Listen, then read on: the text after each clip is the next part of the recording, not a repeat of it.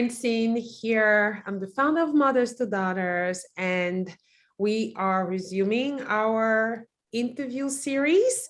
And this time we have the honor to have Ruby Russell. She's the founder of Befitted Bedding, and she will be sharing with us today her story and the genesis of this amazing venture of hers. And she's calling us from the United States. Actually, I'll ask her in a few minutes where exactly she's calling from, but so honored to have you here today. Thank you. It's an honor to be here.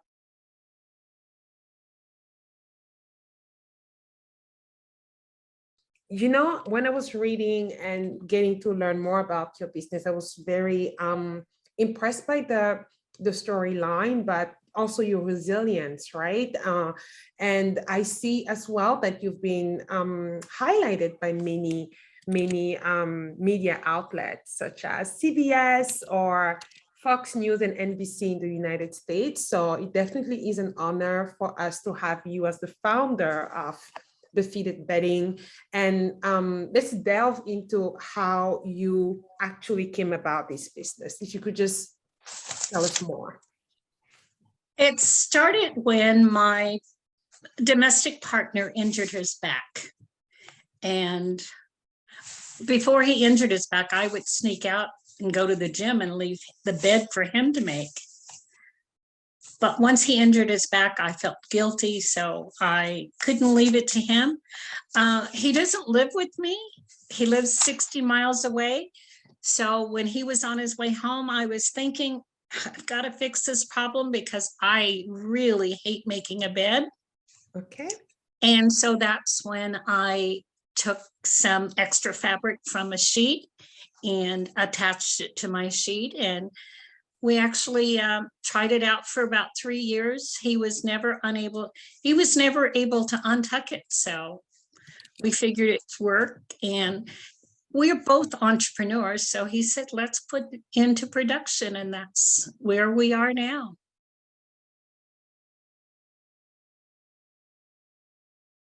You are a Black woman entrepreneur. How is the bedding space? I will then follow up with a question regarding whether associating yourself with your partner has helped because he's a male. I just want to know the general state of the bedding industry. It's not easy to get into because there is a minimum. I've spent the past 6 years. I've got 2 patents. But financing has been a problem.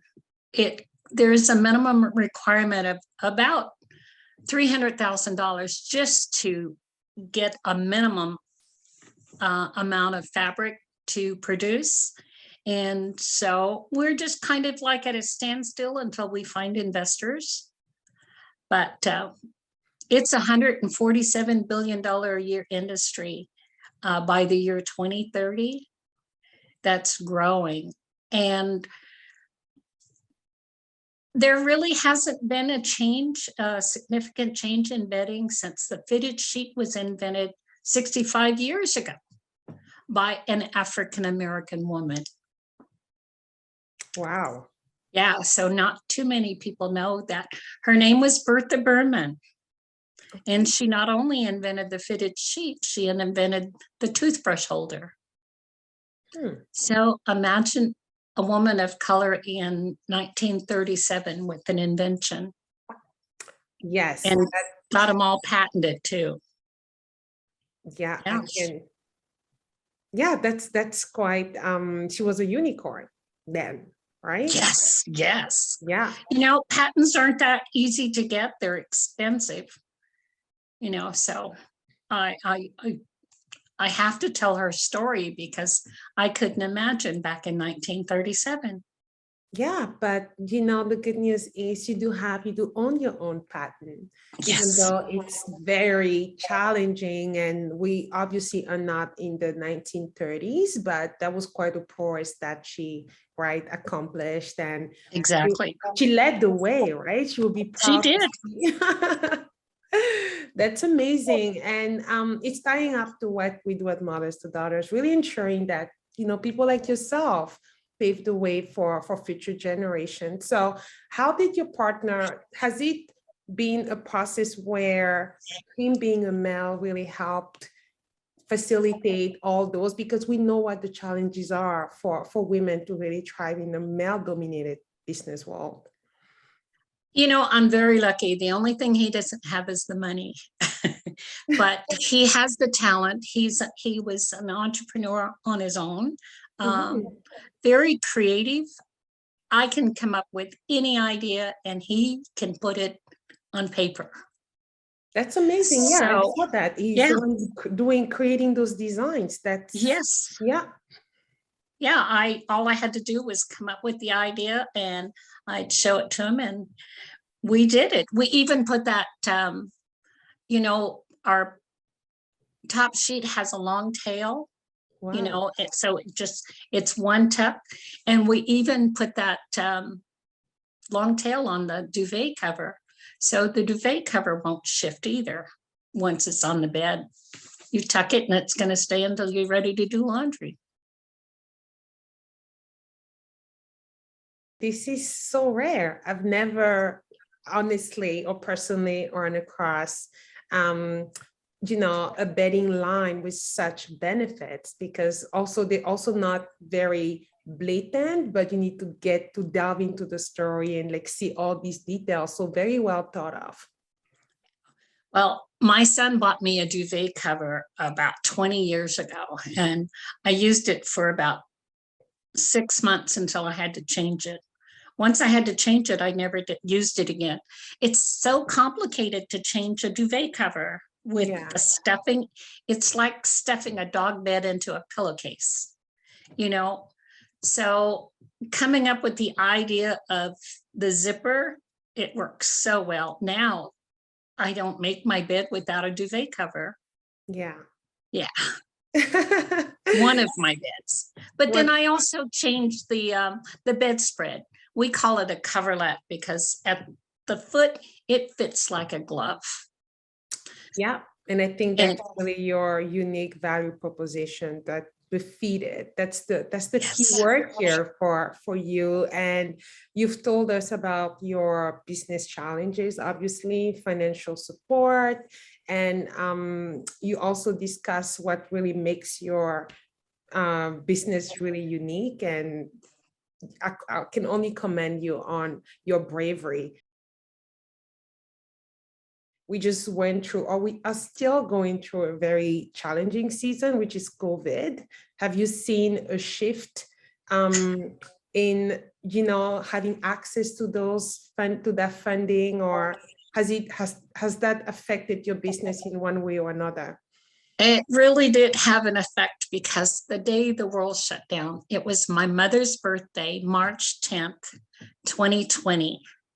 It was the day we launched our website. Wow. It was the day the entire world shut down. The stock market dropped almost 3,000 points. So it has been a challenge to just stay afloat. Fortunately, we are self-funded so far. And so there's no debt, but there's also no money to move forward. So that's what we're looking forward to, is just moving forward. Yeah, and I wish you that, and I know you'll get there. This is a 2-year story that's being amplified by you being exposed in those, various communities and national television. It's really to call, to knock at those doors, right? To get that support that you so very much need at this time. And now let's talk about before the 2020, when the business was launched. Did you feel you wish you knew something before engaging yourself? Because obviously the pandemic couldn't have been foreseen, right? We just heard those happening in China, overseas, but nothing really immediate to the North American space. So what are some of the things you wish you knew? I wished I knew how much it would cost, not really, because of the fact that It's such an awesome idea. I'll figure it out one way or the other. I'll figure out how to get the financing some way. I've had people want to buy the company, but I'd like to see it get up and running and having someone step in as a CEO and just take over and just grow the company. But I'm always going to be there because it's a baby to me. It is your baby. It is my baby. And I want to change how the world sleeps and let people know the importance of sleep. I sleep good. I sleep on my own bedding. So I get my 8 to 9 hours every night. That is so amazing. I wish I could say the same, but I really do value the comfort good bedding provides and what sleep represents. So I'm actually on your mire. I am looking myself, as you know, into a few exciting things. So who knows what the future holds? I can't wait to hear more about what you have planned. Absolutely. I'll make sure to come for you, even for guidance as I've started. Beyond the financial aspect of things, just as an entrepreneur yourself, obviously you had the time to observe your own struggles, see where there wasn't a need for certain bedding brands didn't have certain, specifics you were looking for, the sleep issues of your partner, and also that unfortunate injury that actually gave birth to this amazing project. So is there anything that just you could tell to an entrepreneur starting out in terms of be prepared? There are going to be plenty of bumps in the road. But if you are positive about what you have to offer the world, you just hang in there. Things will all work its way out. I'm positive. I need several $1 million. I know it'll come up one way or the other because it's time for a change. Bedding, 65 years ago, it's time to bring bedding into the 21st century. Absolutely. There hasn't been a change. And when we got shut down with COVID and the hospitals were overwhelmed, I was thinking how awesome it would be if the hospitals knew how simple it is to make a bed with my sheets, because it's just one tuck. The traditional is doing a hospital corners. That's a 7-step process. And doing that, when mine, it centers itself in one tuck and you're done. Absolutely. And then it stays put. Yeah.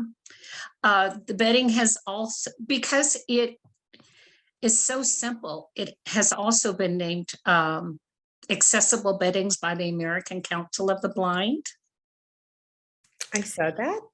Yes. And so over the past 6 years, I've had nothing to do but think, how we women are, we always thinking of something. So I've come up with a dorm line and a children's line. So it's really exciting. That is exciting. Tell us more about it.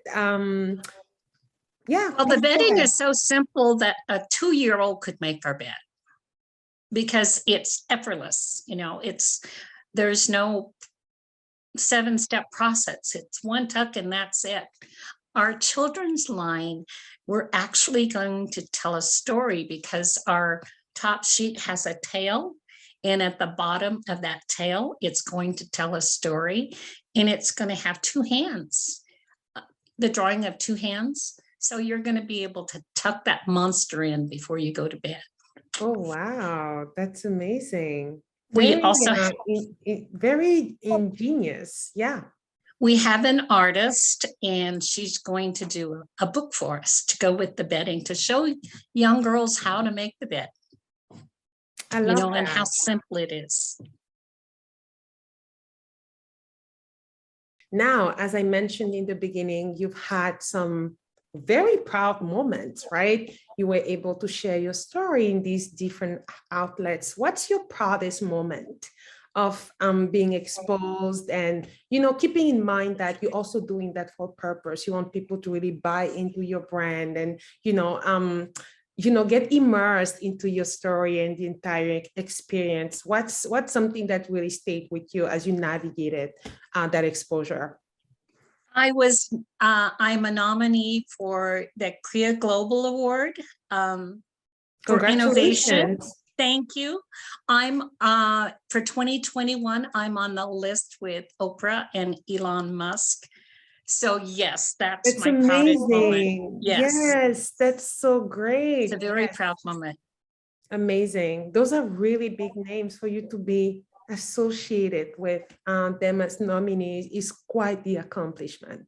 It is. It is. I am so proud of it. That's amazing. And I wish you many more. This is only the beginning. Oh, definitely. Yeah. Yeah. Nothing's that's worth it is easy. Absolutely. And like I mentioned, you're welcome. And you're such an inspiration. Thank you so much. As I'm hearing you, I'm just, I'm being invigorated into continuing with Mothers to Daughters and any other endeavors I have on the back burner for now. But I can't thank you enough. Thank you so much. Thank you so much for sharing this. And do you have any final advice? I know you already said a lot regarding upcoming entrepreneurs, but even as you are part of our community of Mothers to Daughters, what should daughters in our community expect from you? I'm so glad that you're part of the upcoming legacy building apprenticeship. I am very thrilled. Yeah.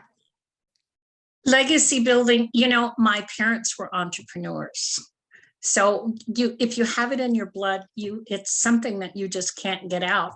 My domestic partner was an entrepreneur. He has several patents of his own. So, you just kind of mesh together. So I am very excited about Mothers to Daughters. I have 71 years of knowledge that I can share, Yeah. And I've owned a karate studio. My kids are 2nd and 3rd degree black belts. I've owned a barbershop, a clothing store. So I've been out there. I've been an entrepreneur all of my life. So yeah, I've had many ups and downs, but I don't ever let it stop me. Yes, because you just someone who goes and get things done, and you're someone who goes a few steps ahead of everyone else, right? That's why you got the innovation award, obviously, because this is not something that you see in the bedding industry. Again, yeah, congratulations on all your successes. And Mothers to Daughters is so honored to have you on behalf of the board of directors. Thank you for your time for this interview. Very, very empowering to get to know more about the brain behind the fitted bedding. And we will be supporting you in any way we can to spread the word here. It's not the United States, but with online and social media, things you can amplify messages nowadays quite easily, right? So, yeah. Very much so.